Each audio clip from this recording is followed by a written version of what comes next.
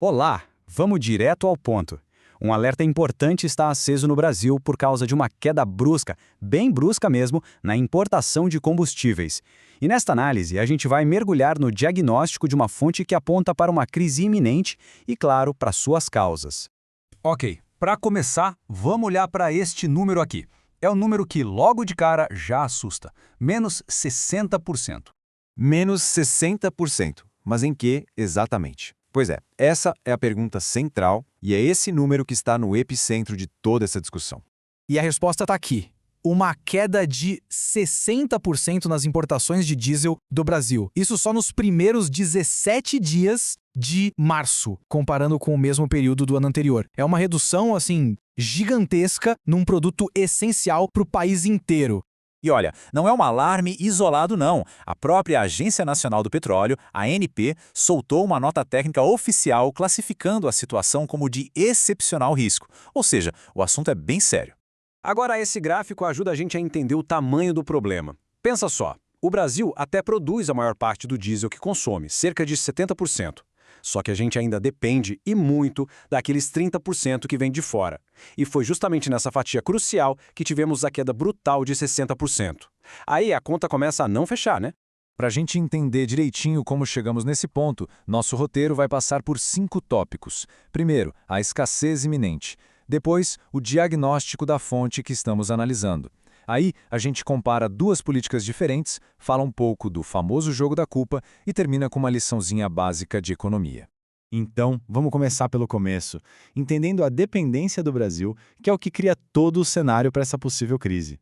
De acordo com a análise da fonte, o Brasil importa cerca de 30% de todo o diesel e 10% da gasolina que a gente consome. E o paradoxo é que o país produz petróleo bruto suficiente, mas não tem refinarias que deem conta de processar tudo isso. O resultado? A gente exporta o óleo cru para depois ter que importar os combustíveis já refinados como diesel e gasolina. Ok, então o ponto crucial é por que as importações caíram tanto e tão de repente? A fonte que a gente analisou apresenta uma causa principal.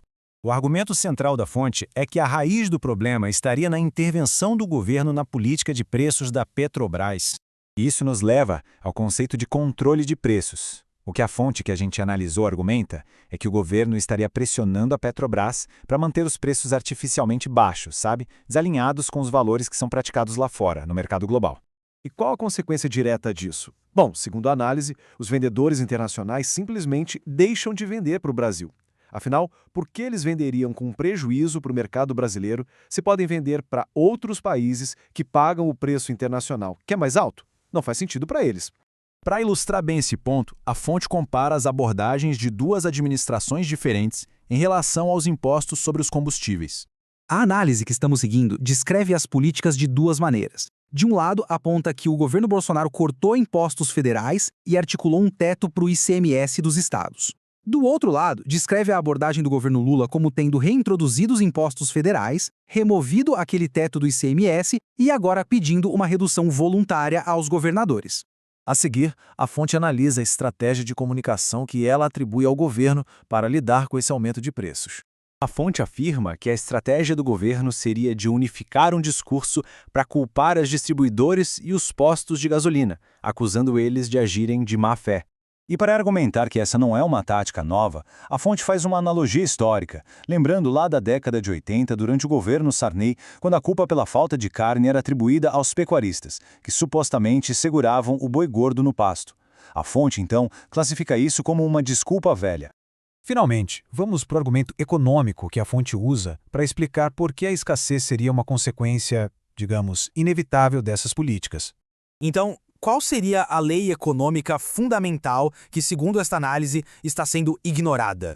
É a famosa lei da oferta e da procura. A fonte a descreve como algo tão fundamental quanto uma lei da física, como a da gravidade, sabe? A ideia é que a interação entre a quantidade disponível de um produto e o desejo por ele é o que determina o preço final.